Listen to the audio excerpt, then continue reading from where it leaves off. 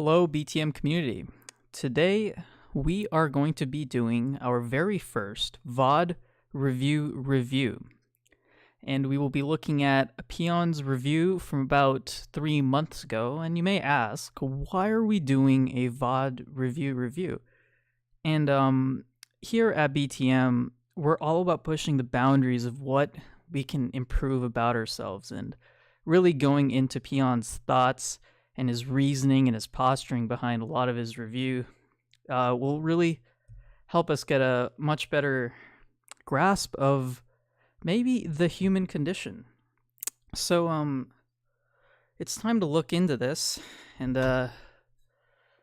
think we'll need some refreshments here.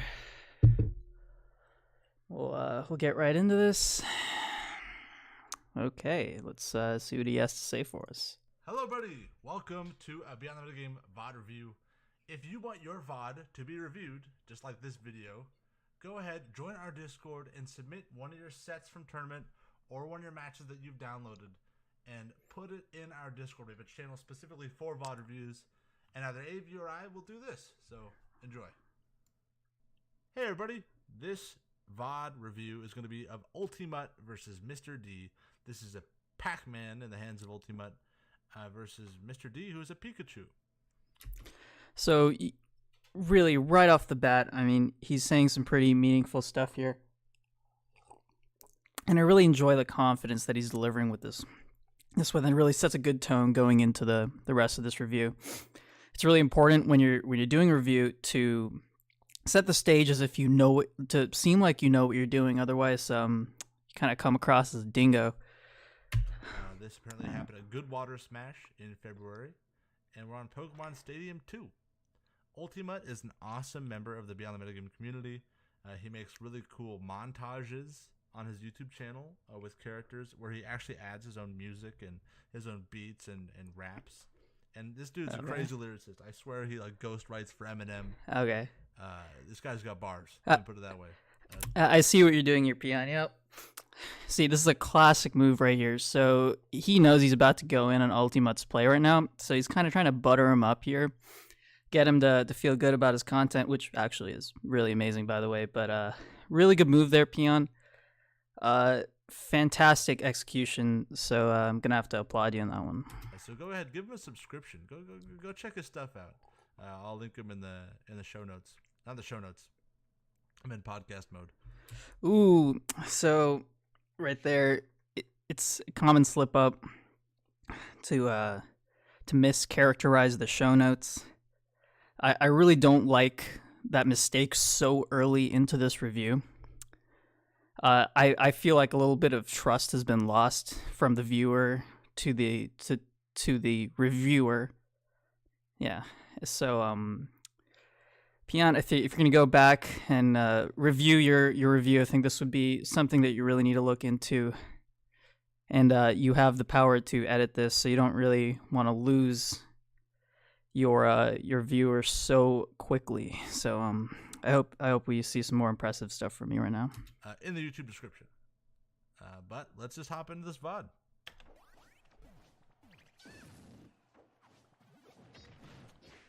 Okay. So that right there is kind of the Pac-Man classic. All right, this guy doesn't know what the Pac-Man classic is. What is he about to hit us with? I know Ultimate likes to go for this. A lot of Pac-Man players do, because I think it just works, right? Using this high hydrant to act as like a get off me option, right? And then to land with an aerial immediately afterwards.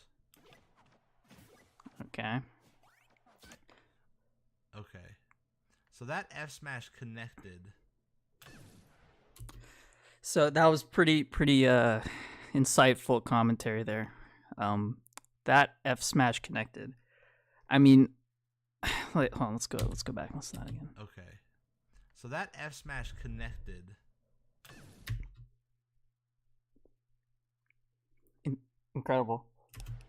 Right? And the reason why is because the last like 3 engagements these two had, Ultimate jumped forward and did kind of like a short hop aerial situation, right?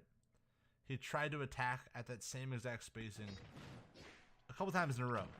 The first engagement, that one right there, and then again, that same kind of spacing. So ultimately, it gets called out. That's a good point, actually. For using repetitive approach options. Okay, yeah, he used that hydrant and drifted towards Pikachu again. You can tell, like, Peon is very excited by the fact that, like, he called something out and then he immediately saw it later in the VOD. Now, this is a useful technique you can develop. You can pretend that you have these sorts of insights by watching the VOD beforehand and kind of trying to predict the future. This is a common technique I see when people are reviewing, and it's really useful in making the viewers seem like think that you're an oracle. So Peon, hats off to you for that technique. Kind of like I said, the Pac-Man classic, and stop. Mr. D, the Pikachu's kind of already caught onto it with that F smash.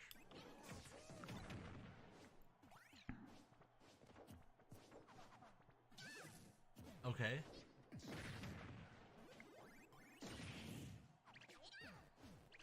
Actually, you know, Peon kind of missed that. Like, I think Ultimate figured out that like he was catching on to those to those aerials where he goes directly in his face, and he did that fade back in air. That was actually really good. But I don't know. I'm sorry for breaking the meta analysis. If I were to do a meta analysis of my analysis, I would criticize myself for breaking that layer, that meta layer right there, and going actually into the reviews. So you can tell that there's a lot of depth to these kinds of reviews. All right, going forward. Okay.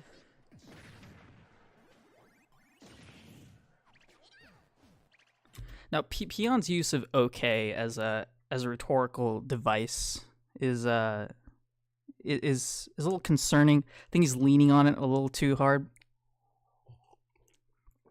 I think you'd rather use something like words that make you seem smart or excessively pretentious.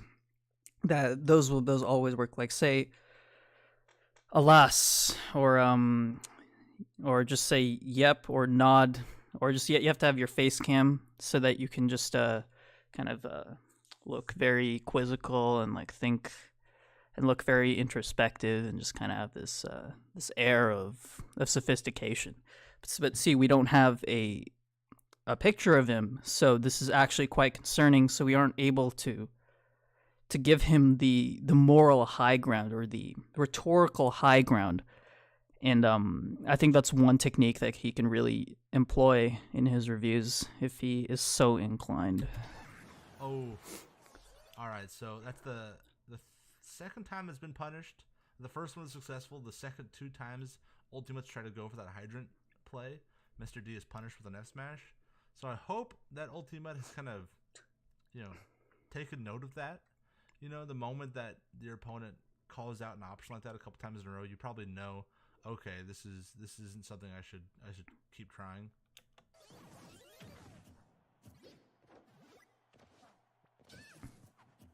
Okay, yeah, another F smash being fished by the Pikachu player.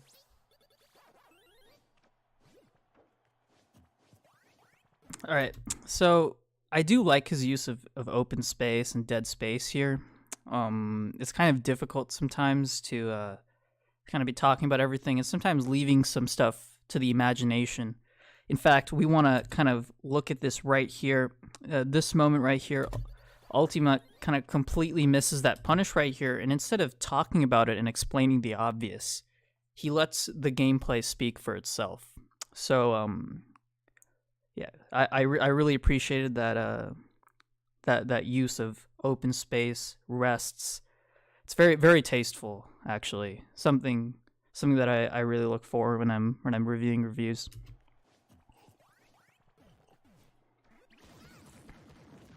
Yeah, I like that time. You used the hydrant, but you didn't opt to challenge it. You just kind of drifted away and landed safely.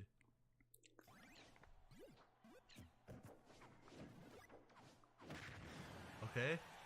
Dash attack on the kill. I can't believe that hydrant actually hits with the thunder. So he breaks character a little, allowing the viewer or the listener to realize that indeed Peon is human.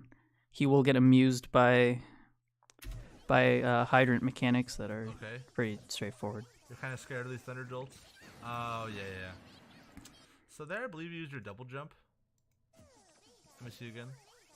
Yeah, you did. So you used your double jump, and at this point, you know, Mr. D doesn't really have too big of a risk to go up and use the sub smash. All right. So he's completely missing the point. No. No. Oh, especially since he No. that you were at kill percent, and ultimately ended up costing you. Look, he's talking about he's talking about all of these things about gameplay, but he isn't even talking about the psychological damage that the Pikachu player is inflicting with not one but two taunts. He did not even cover that. This guy straight up taunted on him twice. It's kind of disappointing, actually. Okay. Ooh. Showing a bit of excitement there. Okay, I like that entire sequence. I'm just gonna rewind it. So he was at 58. See, he gets the taunt again. Peon doesn't even talk about it. I just want to watch this for my own entertainment, honestly. Okay. All right, so this kind of selfish posturing that Peon is doing, talking about how he wants to view this while taking up your time for his entertainment is bold. But the thing is, I think it's a good thing. It kind of establishes him in a position of power. It makes him say, "You're along for my ride. You're living in my world, and I'm going to let you describe. I'm going to let myself describe my world to you." Great move there, Peon. I think we're gonna scroll ahead in this VOD a little. I don't know. Or right above the ledge, and because he went, and you go even further, that was cool because you saw that he drifted away. Pardon me. You saw that he drifted away after this back air. You know, he air dodged to the right. Like this dude's scared. Like the moment he did that air dodge to the right, you know he's in panic mode. And you run up and you did a super ballsy call out with this just F smash, and he rolls into it. It was a really cool read. You recognize that he was in that flustered state, and you threw out a hammer. Okay. A hammer? All right, dude. The problem is you can't. Why would you call it a hammer? Who are you, dude? Okay. Dude, he was really excited about that interaction. I was just taking a lot of what you did there. I like. All right. So, unfortunately, he's overusing the classic technique of dead space. Didn't really use it in really tasteful methods that we've saw at the beginning. He honestly pulled it off better than anyone I've ever seen. All of the great VOD reviewers, you know, they haven't really pulled off anything like he did in the beginning of this match. Incredibly hard tech to pull off, but unfortunately, we're just gonna have to skip ahead because I feel like his best work is gonna be at the finale of this performance. So in general, like this had to have been a flub, I think, but. This is the craziest side B I've ever seen you do. Like, what was this? I think it was a flub. I'm not going to harp on it, but another instance of you not ledge trapping effectively. Says he's not going to harp on it. Still dings him for it. Very inconsistent, inconsiderate. Okay. How does this end? Okay. It's a good question. Similar to what we saw before? Yeah. Okay, so it finally pays off. The side B from distance. What was that? A jump from ledge? I think you jumped from ledge right there. Shifted. Yeah. So you caught the jump from ledge, and it did finally pay off for you. You know, Dane forced to eat his own words.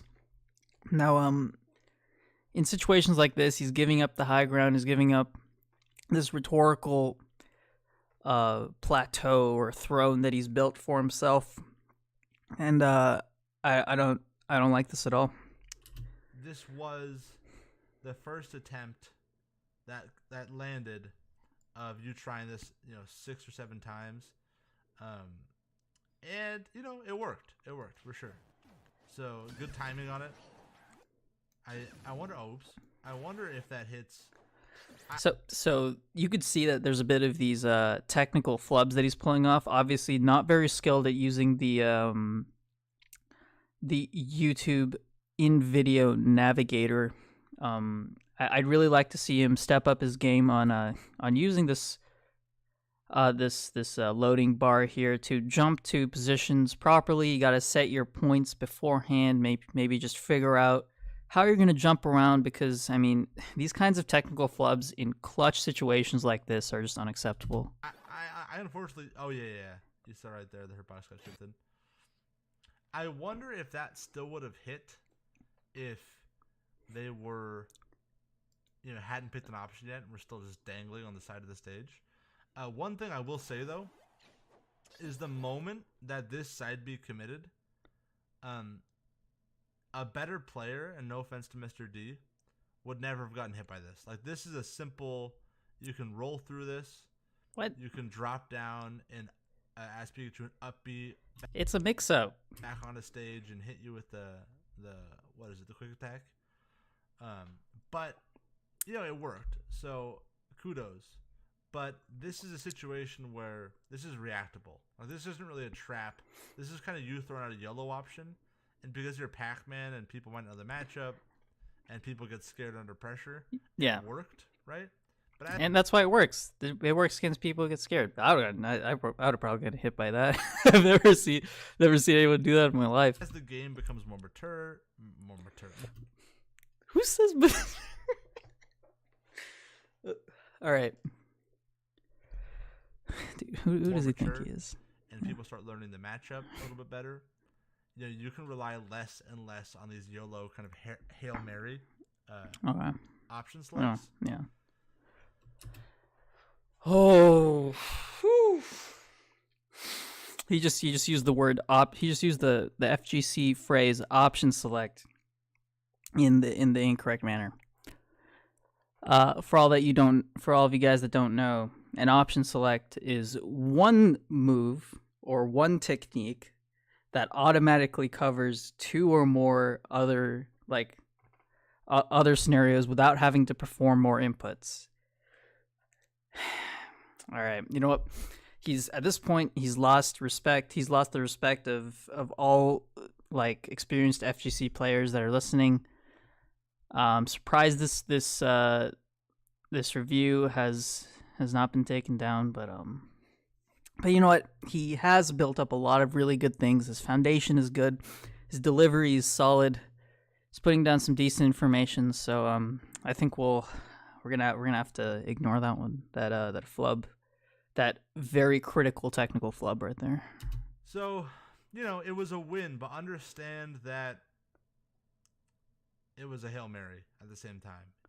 Take it every time. If it works, baby. Don't be upset about it, Mary. At the same time. All right, you can see this. So there's a power move. Every time, if it works. So he's about to pull off a power move right here. If it works, baby. Don't be upset about it. But at the same time, understand what you did. But that is all for Ultimate versus Mr. D. Ultimate, thank you for submitting. All right, I expected him kind of finish with a bit more aplomb. But I don't know. It felt powerful. It felt meaningful. I think we can give Peon a lot of credit for this review. He delivered it pretty well. I mean, he made a few technical flubs here and there, but who goes through a review without pulling off some technical flubs? I would really like him to work on his tech in terms of his video navigation and his rhetorical devices, and especially his FGC terminology. These are 3 things that you can lab out really easily. If anyone else has any words on this game, please comment below and give Ultimate some constructive criticism. And tell me, hey, are you enjoying the format? Is there anything that you want to see me do more within these VOD reviews? And, of course, If you want your VOD to be reviewed, remember, you can submit one via our Discord. So this is really incredible. He's actually invited reviews such as this to be done. So that's really admirable. Most people would shy away from the thought of being meta reviewed, but really he's showing why he deserves to be a BTM co-host. Incredible stuff there. You'll find the Discord link in this YouTube description. I would love to help you out. I'm sure AV would as well. And it's a bold claim, but yeah, I will. if you have any VOD reviews, VODs you want to be reviewed, please send them to me. I think this is enough for now. Peon's review is pretty good. I think I'll give it a solid B+. I'm not a fan of some of the mistech that he's used, but overall execution was solid, delivery was great, and that's really what we're looking forward to here. He hasn't put out a VOD review in a while, but after getting some really valuable insight here, I think he's going to be really motivated too. So look out for some of these reviews in the future, and if you liked this meta review, please let me know, and I'll see y'all next time.